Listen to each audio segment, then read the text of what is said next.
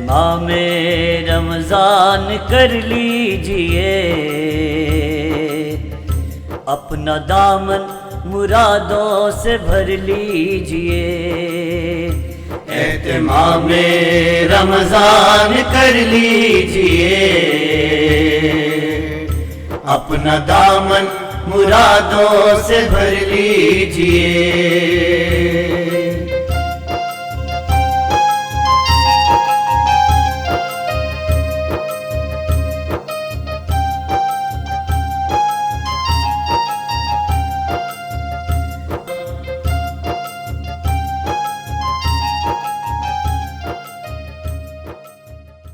الحمد للہ رب العالمین، الصلاۃ والسلام علی سید الانبیاء و اشرف المرسلین وعلی آلہ واصحابہ اجمعین، اما بعد فاعوذ باللہ من الشیطان الرجیم، بسم اللہ الرحمن الرحیم۔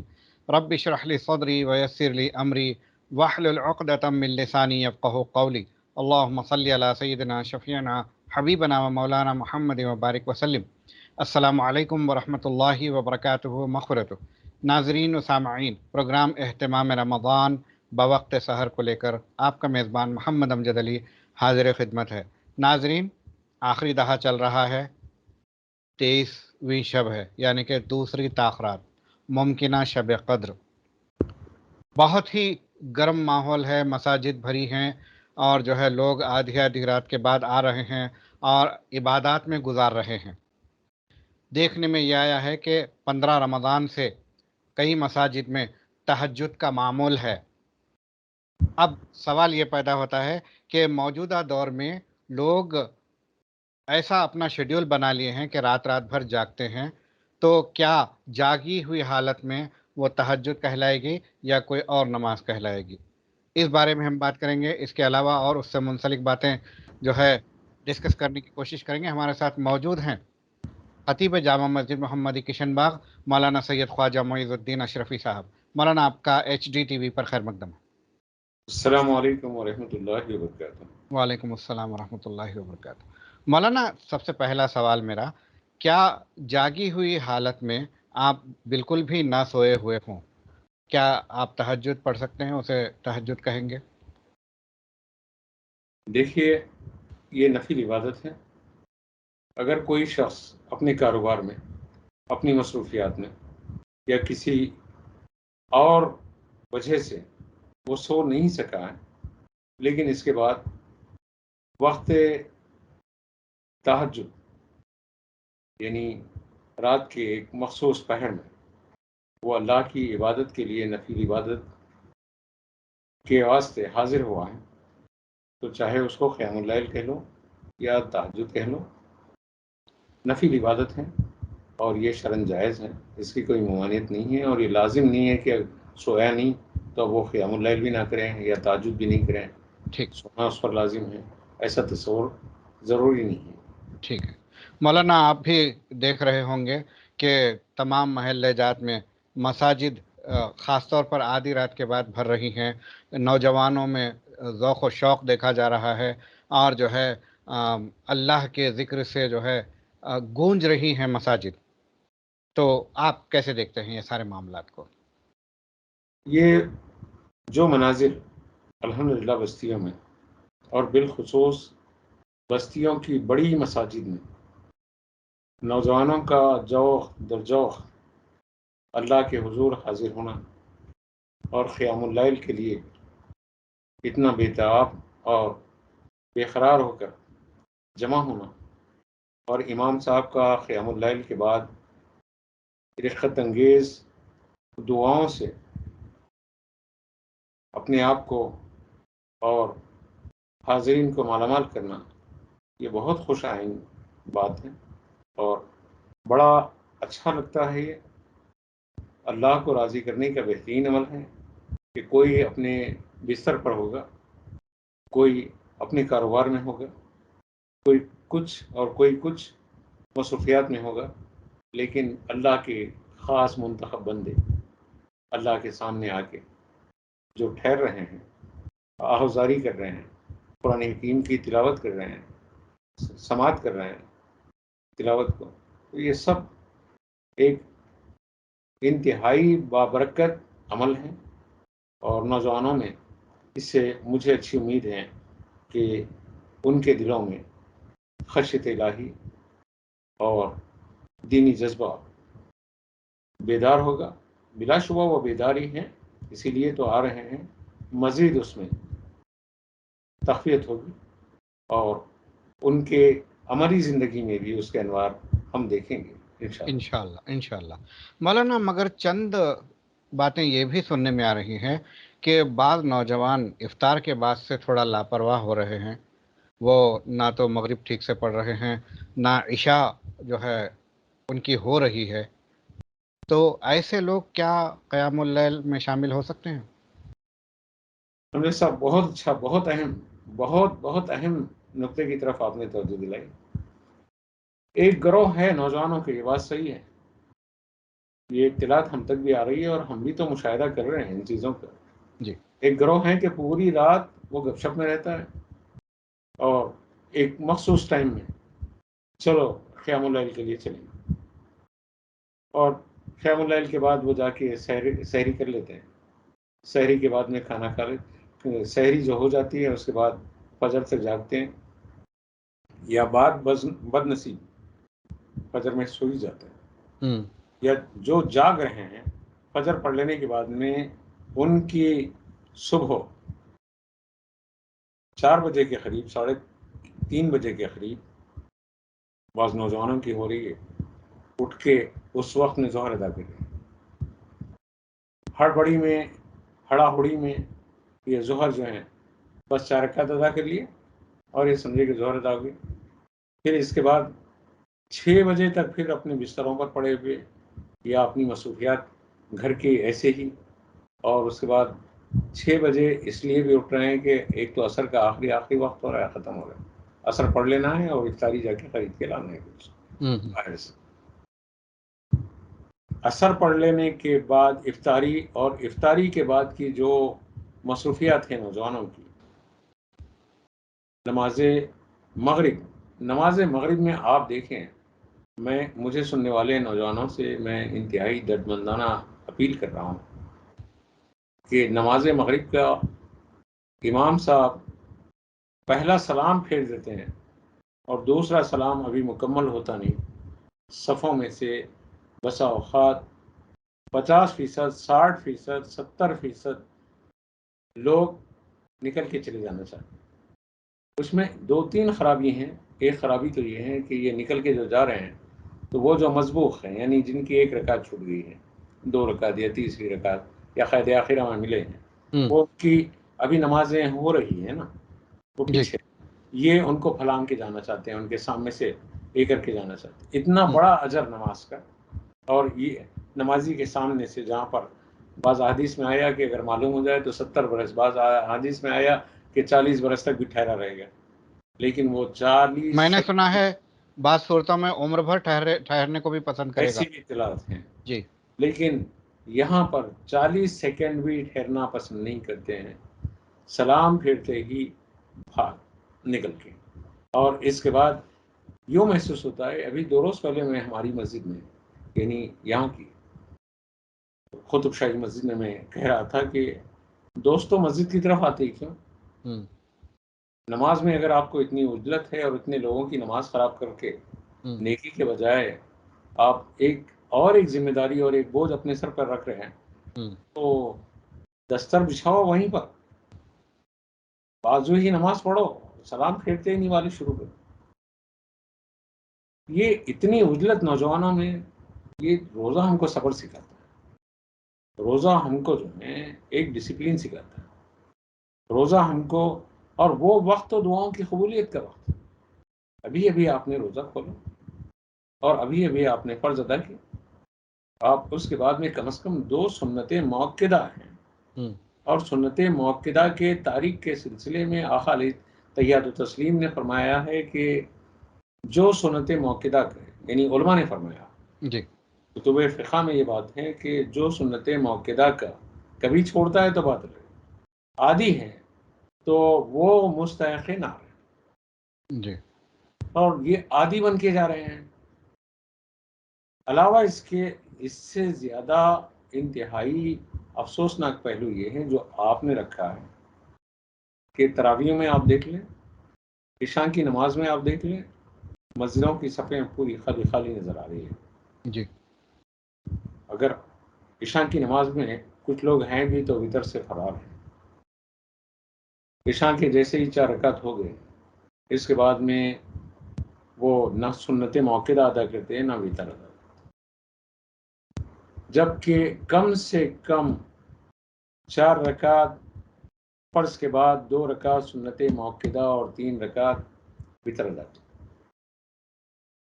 یہ 9 رکعتیں اس کی عادت ڈال لیں، لیکن ایسا نہیں ہو رہا ہے۔ مگر یہ پہلو بہت ہی عبرتناک ہے کہ تراویح بغیر پڑھے، بعض لوگ عشاء بغیر پڑھے، وطر بغیر پڑھے، صلاۃ اللیل میں جا کے شریک ہو جاتا ہے، جبکہ اس طریقے سے فرائض اور واجبات کو ترک کر کے قیام اللیل کے لیے یا نماز تہجد کے لیے جو لوگ شریک ہو رہے ہیں، میں ان نوجوانوں سے التماس کرتا ہوں کہ آپ کا وہ عمل، آپ کی وہ نفل عبادتیں سارے مسالک کے علماء کے نزدیک فرائض کو ترک کر کے، واجبات کو ترک کر کے نفل کا ادا کرنا اللہ رب العزت کے نزدیک نامقبول ہیں۔ جی نفل جبھی مقبول ہیں کہ تب فرائض ادا کر لیں، واجبات کو ادا کر لیں، اس کے بعد سنت موقدہ کے بعد نفل کا درجہ آتا ہے۔ جی چاہے ایک قرآن سنیں، آپ پوری رات قیام اللیل میں ٹھہرے رہیں آپ، لیکن 4 رکعت نماز فرض جو عشاء کی ہے اس کا مقابلہ نہیں کر سکتے، جی بالکل کہ پوری رات کا قیام، اور جو 3 رکعت وطر کے ہیں واجب، یہ پوری رات آپ 8 رکعت نماز تہجد کے لیے یا قیام اللیل کے لیے ٹھہرے ہوئے ہیں، یہ 3 رکعت کا مقابلہ نہیں کر سکتے۔ آپ ضرور ٹھہریے، ضرور عبادت کیجیے۔ آپ کا یہ جو انداز، یعنی نوجوانوں کو بول رہا ہوں میں، نوجوانوں کا یہ جو انداز ہے بہت ہی دل نشین انداز ہے، لیکن جی اس میں یہ جو کوتاہیاں ہیں اس کو دور ہونا چاہیے۔ ٹھیک ہے مولانا، آپ نے بہت ہی اچھے طریقے سے نوجوانوں کو انکریج کیا ہے، مگر ساتھ ہی میں آپ نے جس طرح سے کہا ہے کہ مغرب کی نماز دوسرا سلام پھیرنے سے پہلے لوگ جانا شروع کر دیتے ہیں، نہیں، تو دوسرا سلام پھیرنے سے پہلے نہیں، سلام ہاں ایسا ختم ہوتا ہے ہاں جانا شروع کر دیتے۔ ٹھیک ہے، کلیئر ہو گیا۔ تو جس طرح سے لوگ جاتے ہیں اس سے جو ہے لوگ جو پہلے دیر سے آتے ہیں ان کی نمازیں ابھی چل رہی ہوتی ہے، وہ ڈسٹرب ہوتے ہیں۔ اس کے بعد آپ نے یہ کہا کہ بھئی آپ مسجد کو آتے ہی کیوں ہے، آپ دستر بچھا لیجئے، افطار کر لیجئے اور بازو ہی جانے نماز بچھا کر نماز پڑھ لیجئے۔ تو کچھ لوگ یہ کہیں گے کہ مولانا آتے سو لوگوں کو بھی ڈسکریج کر رہے ہیں۔ نہیں نہیں نہیں، میں ڈسکریج نہیں کر رہا ہوں۔ میرا بولنے کا پس منظر یہ ہے کہ آپ کم از کم اطمینان سے گھر میں نماز پڑھ لیں۔ آپ نماز کے نام پر دوسروں کی نمازیں خراب کرنا اور ایک خود بھی ایک گناہ گناہ مول کا لینا۔ بوجھ اپنے سر پر لینا، جی اس سے تو بچ سکتے ہیں نا۔ بالکل میں یہ نہیں کہہ رہا ہوں کہ نعوذ باللہ من ذالک مساجد سے آپ دور رہ جائیں، آپ ٹھیک گھروں میں نماز پڑھ لیں۔ یہ تو مرد حضرات پر بلا عذر شرعی گھر میں نماز پڑھنا شرعاً جائز نہیں۔ جی تو میں معاذ اللہ ایسی بات نہیں کیا ہوں۔ جی اگر میری جس زبان، اگر میری گفتگو کا یہ مطلب بھی اگر نکل رہا ہے تو میں واضح کر رہا ہوں کہ میرے معافی ضمیر میں یہ بات نہیں ہے۔ معافی ضمیر میں یہ بات ہے کہ وہ نمازیوں کو کراس کر کے یا ان کی نمازوں کو خراب کر کے جی آپ مسجد آ کر یہ سمجھ رہے ہیں کہ آپ نے بڑا کام کیا۔ بڑا کام نہیں کیا، بلکہ بڑا بوجھ آپ نے اپنے اوپر ڈال دیا۔ ٹھیک ہے، آپ نے ایک ایپیسوڈ میں یہ کہا تھا کہ جو 8 رکعت نماز تراویح پڑھتے ہیں وہ جو ہے پیچھے کی صف میں ٹھہریں، تاکہ جب وہ 8 کے بعد رخصت ہوتے ہیں دوسرے تراویح پڑھنے والوں کو ڈسٹرب نہ ہوگا۔ تو کچھ صاحبین نے اعتراض کیا کہ مولانا مصلیوں میں تفرقہ پیدا کر رہے ہیں، ڈفرینس پیدا کر رہے ہیں اور بہت امتیاز۔ اچھی بات، بہت اچھی بات، آپ نے جی بہت اچھی بات کی کہ میں تفریقہ نہیں پیدا کر رہا ہوں۔ جی 8 رکعت شرارت سے ان مسجدوں میں جہاں 20 رکعت ہو رہی ہے آ کے پڑھ کے وہاں سے 8 رکعت ہم پڑھنے والے ہیں بول کے ایک گروپ اٹھ کے جا رہا ہے، اور یہ گروپ جاتے جاتے لوگوں کو یہ ذہن دے رہا ہے کہ یہ 20 رکعت پڑھنے والے بیوقوف ہیں. تو تفریقہ ہماری طرف سے نہیں ہو رہا ہے. ایک خاص علامتی نشان بن کے جو لوگ جا رہے ہیں تفریقہ وہ لوگ پیدا کر رہے ہیں. ہم تو 20 رکعت پڑھنے والوں میں سے ہیں.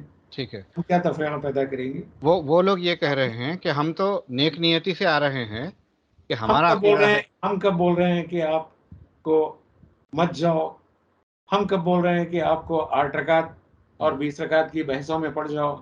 چلو میں تو آپ تعجب کریں گے کہ کبھی ایسا ہوتا ہے کہ پھٹے پینٹوں سے نوجوان آ جاتے ہیں جو فیشن ہے، بغیر ٹوپیوں کے نوجوان آ جاتے ہیں جو فیشن ہے، اور ایک ٹی شرٹوں سے نوجوان مسجد میں آ جاتے ہیں فیشن ہے.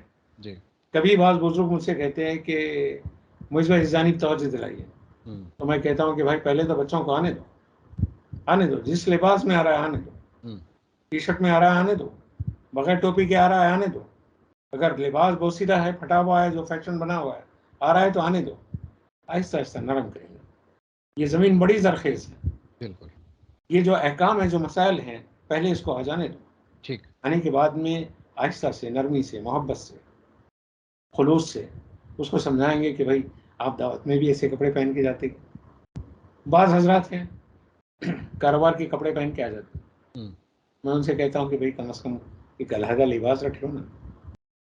کہ تیبند تو یقیناً سنت ہے آقا صلی اللہ علیہ وسلم کی.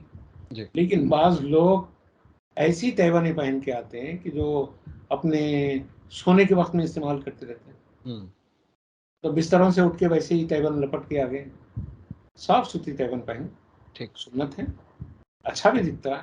دیکھیے مارکس کے بعض بھائیوں کے لباس میں ہمارے یہ شیروانی یا ہمارے ایک مخصوص لباس کا جو انداز ہے، ان کی وہ عربوں کی جو شان ہے، ان کے جو تہبند ہیں اور ان کا جو لباس ہے، بعض وقت مجھے بہت اچھا بھاتا ہے.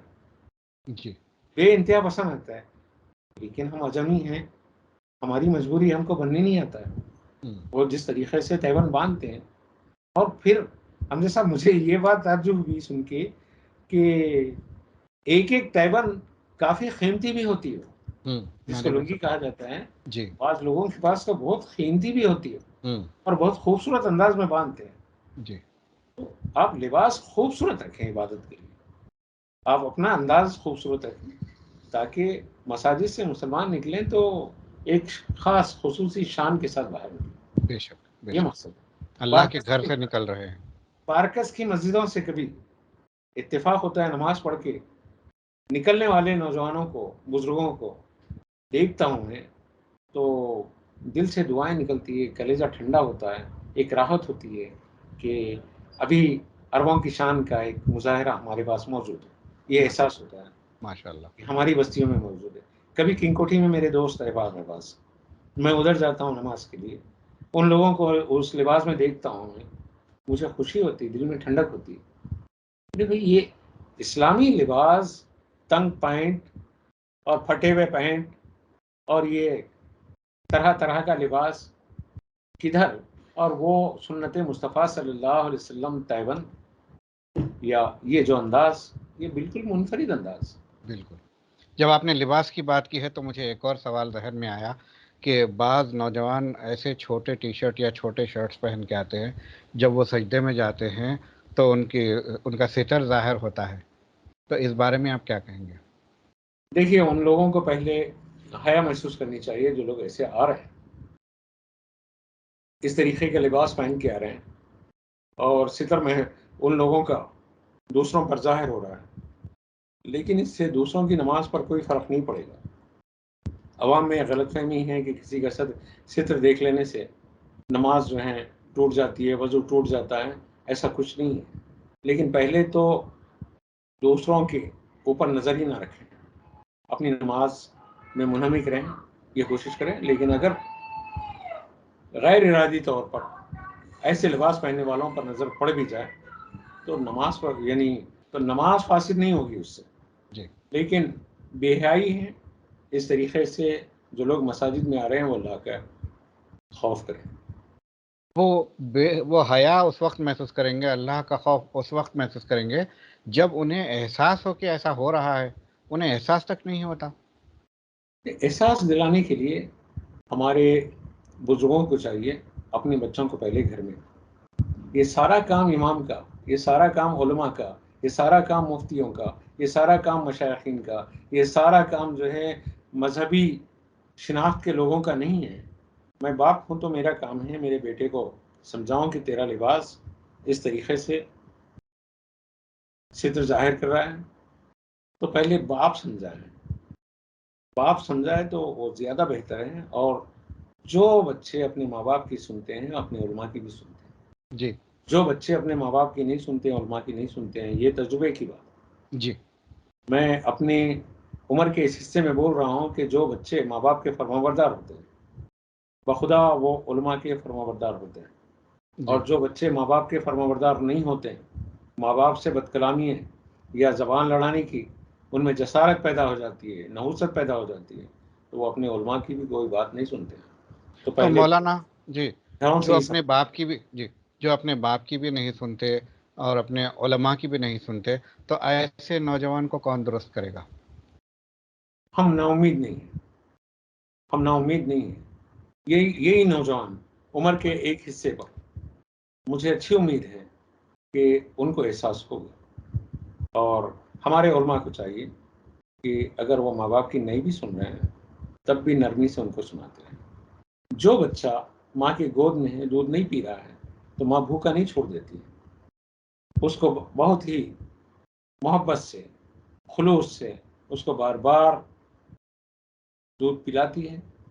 ایسے ہی علماء کی ذمہ داری ہے، ان کے ساتھ سختیوں سے نہیں، نرمیوں سے، محبت سے، عاجزی سے۔ عاجزی کرنے میں کیا بگڑ رہا ہے؟ بالکل میں بوڑھا آدمی ہوں، اگر کسی نوجوان کے سامنے اللہ کے دین کے لیے میں عاجزی کر رہا ہوں اور اس کو بڑی محبت سے خوف خدا کی دعوت دے رہا ہوں، تو ممکن ہے کہ وہ میرے لیے سرمایہ بن جائے گا، وہ بچہ انشاءاللہ۔ اس میں تبدیلی آئے گی۔ ہم نا امید تو قطعی نہیں ہے جی کہ ہمارے نوجوان بگڑ گئے ہیں، میں ایسا نہیں بولتا ہوں۔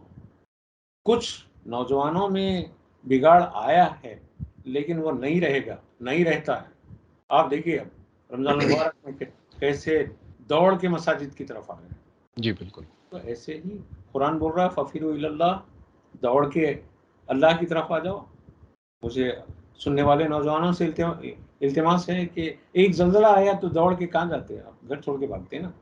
بالکل ہاں، تو ایسے ہی اللہ کا منادی جب آواز دے دے تو ویسے ہی جب تک کہ آپ میں وہ خضوع، وہ جستجو اور یہ پیشانیوں کو اللہ کے سامنے جھکانے کی آرزو پیدا نہ ہو، تب تک کہ لذت عبادت ہم نہیں پا سکتے۔ وہ ڈر پیدا ہونا، وہ خوف پیدا ہونا، وہ احساس پیدا ہونا، وہ جستجو پیدا ہونا۔ زلزلہ آیا تو گھر چھوڑ کے بھاگ جاتے ہیں۔ اب وہاں یہ سمجھتے نہیں کہ موبائل کہاں ہے، یہ سمجھتے نہیں کہ دولت کہاں ہے، یہ نہیں سمجھتے کہ زیور کہاں ہے، یہ نہیں سمجھتے کہ بھئی کون کون سی قیمتی چیزیں ہیں، بلکہ ماں کہاں ہے، باپ کہاں ہے، بھائی کیا ہے، عزیز کون ہے، کیا ہے، یہ بھی نہیں سمجھا جاتا۔ اس وقت میں تو اپنی جان بچانا ہے، بالکل اپنی جان بچانے کی سوچتے ہیں۔ تو ٹھیک اللہ کا منادی اللہ کی طرف بلا رہا ہے نا، تو یہ جذبے سے بھاگ کے آ جاؤ۔ ٹھیک میں تو بول رہا ہوں، جیسا بات لمبی ہو رہی، لیکن ایک بات بول رہا ہوں میں کہ کوئی بادشاہ کسی کو بھی دن میں 5 ٹائم اپنا مہمان بنا کر خود میزبان کی حیثیت سے اس کی خاطر مدارت نہیں کرتا، لیکن یہ میرا رب ہے کہ 5 ٹائم اپنے بندوں کو اپنے گھر میں مہمان بناتا ہے اور وہ ان کا میزبان بنتا ہے۔ بالکل اور کاش میری قوم کے بچے یہی بات کو ذہن میں رکھ لیں کہ ہم اللہ کے مہمان بن کے جا رہے ہیں، تو اللہ کے مہمان کعبۃ اللہ کو جائیں گے تو ہی مہمان بنیں گے نہیں، بلکہ مساجد میں بھی آپ اللہ کے مہمان ہیں، ٹھیک مساجد کی طرف بھی آپ جا رہے ہیں تو اللہ کے مہمان ہیں اور اللہ آپ کا میزبان۔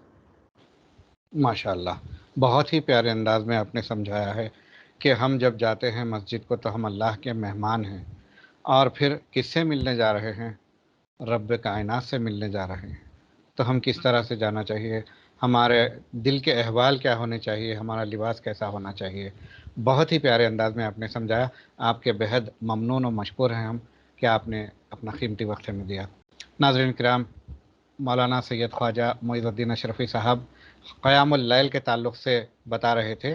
بہت ہی پیاری عبادت ہے، مستحب ہے، باعث ثواب ہے، اللہ کی خوشنودی حاصل ہوگی. مگر اگر آپ اپنے فرائض انجام نہیں دے رہے ہیں، سنت موقدہ انجام نہیں دے رہے ہیں، واجبات ترک کر رہے ہیں، تو قیام اللیل فائدہ نہیں دینے والی.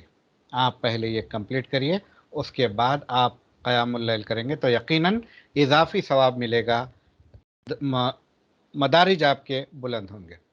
تو بہرحال اس امید کے ساتھ کہ نوجوان اس کا پازیٹیو نوٹ لیں گے، میری یا مولانا کی بات کا کوئی نگیٹو نہیں سوچیں گے. ہاں کچھ سوال ہے آپ ضرور بتائیے. جس طرح سے مجھے فیڈ بیکس ملتے ہیں ماشاءاللہ، ان احباب کا شکریہ جو مجھے فیڈ بیک دیتے ہیں، تاکہ اگر کوئی غلط لگے تو ہم پھر اسے پروگرام میں شامل کریں گے اور آپ کی غلط فہمی دور کرنے کی کوشش کریں گے. پورا پروگرام دیکھیے، اپنے احباب میں اس کو پھیلائیے، پسند آئے تو اس کو لائک کیجئے، یوٹیوب چینل کو ہمارے سبسکرائب کیجئے اور فیس بک پیج کو فالو کیجئے. ہمیں دیجیے اجازت. اللہ حافظ. اہتمام رمضان، اہتمام رمضان، اہتمام رمضان، اہتمام